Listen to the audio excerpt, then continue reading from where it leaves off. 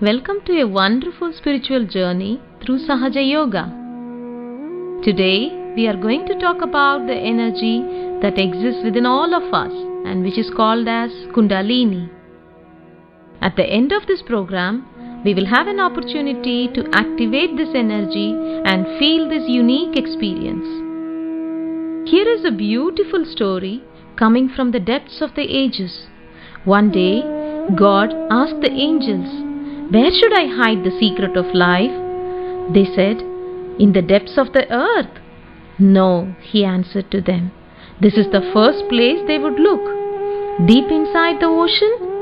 It will take them a little more time, but they will get there too. At the top of the highest mountain? Oh, they will always try to climb up there and they will manage to reach the top at the end. In the faraway stars? They will always long to reach the stars and at the end they will reach there too." The angels became silent without knowing what to say. "I know where," God said. "I will hide it somewhere that they will never think to search. I will hide it inside them." And so it happened this way. So far, human beings have been seeking so hard to know the secret of life in different ways, but they never looked inside them. Where is the secret of life hidden? Can it be hidden within us? Above the coccyx, at the base of our spine, there is a triangular bone which is called as sacrum, meaning sacred bone. The 5 vertebrae that make up the sacrum are separated when we are born. Gradually, they unite and by the age of 20, they become a compact bone. Why is this part of the body called sacred? This has been a mystery for ages. The ancient Greeks knew about it. Around 440 BC, there exists a written account in which Hippocrates refers to this bone as Aaron Osthun or sacred bone. In Egypt, the sacrum is dedicated to Osiris, the god that grants eternal life and allows sprouting of vegetation. Later on, the Romans adopted this term and called it as os sacrum, which is the medical term that is used even today. In Hebrew, it is called as halaya, which means the connecting link of the spinal cord. It is derived from the word Yah, which means God Yahweh. According to the Jewish tradition, after death, even though the rest of the body decomposes, this bone will remain intact and will become the starting point for the revival. In the Bible, this bone is mentioned as the last bone of the body that decomposes, thus useful for the resurrection of human beings. We can find the following in the book of Psalms: "It watches all the bones, one of them will not break." The Arabs believed that this is the first bone that is formed in the body and the last bone to be destroyed. It is called as El-Ejb, and it is the seed from which the entire body can revive. The prophet says, "Everything will be perished from the human body except the coccyx, and from this bone Allah will recreate the body." We see that the idea of resurrection exists in different traditions and civilizations all over the world. Now the time has come to solve this mystery. What makes this part of the body sacred? It is the existence of an energy within it, which is called as the Kundalini. You can see the position of this Kundalini in this chart of the subtle system. The word Kundalini is named after its shape. Kundal in Sanskrit means spiral, and it is coiled 3.5 times in the sacrum bone. This Kundalini can never be destroyed. It resides within us patiently in a dormant state until we reach a level of spiritual maturity and deep longing which allows her to be awakened. This Kundalini is the reflection of the primordial energy within us. She is our spiritual mother, and as a mother, she can never harm her children. The Kundalini is the purest form of energy. She resides in the triangular bone at the base of our spine. Anything contrary to this fact is false. Another mystery is the existence of the spiral in different forms in the nature. The spiral is quite common in nature because the Kundalini is spiral in shape and it is always identified with the process of evolution wherever it takes place. We can find single, double or multiple spirals in every dimension of the universe. To name a few, the spiral shape can be found in the microcosm, small nautilus, ammonites and seashells, in the growth of the plants, in the shape of the flowers. The proportions of the human body are structured on this base and the double spirals of the DNA. In a bigger scale, we can find the spiral formations in cyclones and in huge geological phenomena. In the macrocosm, we see the formation of the spiral galaxies from billions of stars as we can see them from modern telescopes. The planets have a spiral orbit around their axis and around the sun. Jung says that the spiral images are the archetypical structures of the universe as they have been registered in the human collective unconscious. The Kundalini energy, when awakened, unites the matter with the spirit. It is the flow of eternity in our perishable body.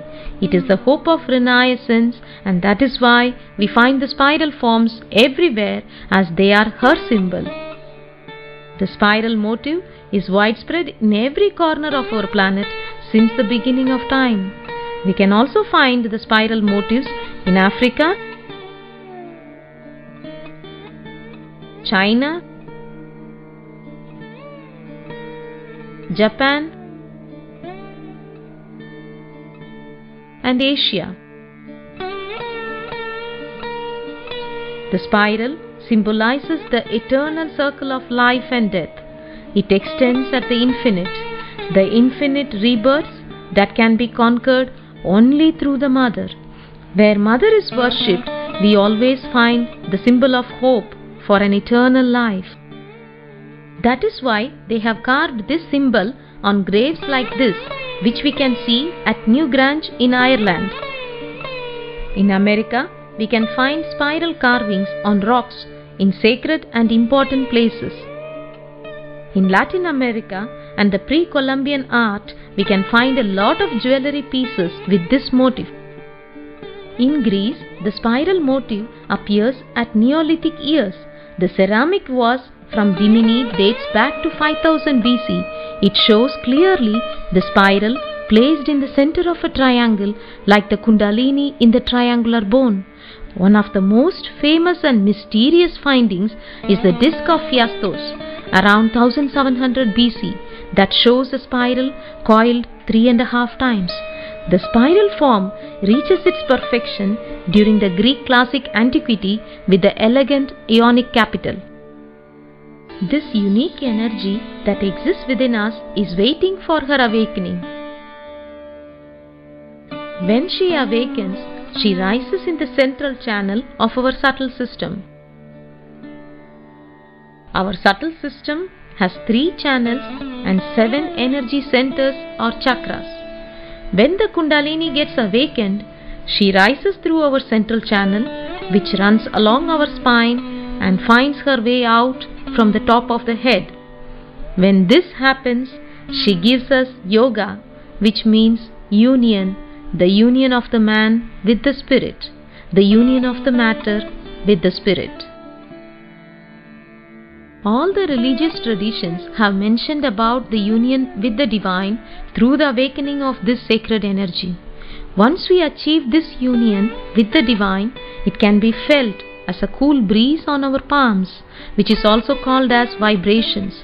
But nobody knew how to awaken this energy. That is why this knowledge was kept secret and was depicted in a symbolic way. When the Kundalini is awakened, we can feel a cool breeze on our hands and on the top of the head, which is also called as cool vibrations. This is the proof that the Kundalini has been awakened. The myth of the birth of goddess Athena is a good example of a symbolic myth that hides the truth of the primordial energy. According to the Greek mythology, Athena came out from the head of her father, fully armed and gifted with wisdom, innocence and justice. She gives to people all the good qualities and virtues. She guides and protects them. She has all the attributes of Kundalini, and she rises exactly in the same way in the central channel of her father Zeus and pierces the top of his head with her spear. The name Athena is derived from the Sanskrit word Atha, which means primordial. She is known in India as Adi Shakti, who is the source and the form of the primordial energy. The Kundalini, which exists in every human being, is the reflection of this primordial energy within us. On the helmet of goddess Athena, there are 3 horses that symbolize the 3 energy channels of our subtle system, and on her chest there are snakes which symbolize Kundalini. The rising of Kundalini has been a well-guarded secret. Very few masters know how to awaken her, and they would accept only a few disciples who had to pass through very rigorous training. In some cases, this training would last lifelong and they would still be unable to raise their Kundalinis during their lifetime. But today, for the first time in the history of humanity, the awakening of the Kundalini can be done en masse. During the year 1970, Sri Mataji Nirmala Devi, who is the founder of Sahaja Yoga, established this unique method through which thousands of people have managed to get the awakening of their Kundalini, the precious gift of self-realization. Sri Mataji travelled all around the world tirelessly for the spreading of Sahaja Yoga, for the emancipation and the spiritual evolution of the humanity. She never accepted any money for her work. Sri Mataji says that spirituality cannot be sold or purchased. It is the right of every human being, and one deserves to have it, and the time has arrived for all of us to accept it. We will now do the exercise for the awakening of Kundalini. The only thing that one should have is the desire for spiritual evolution.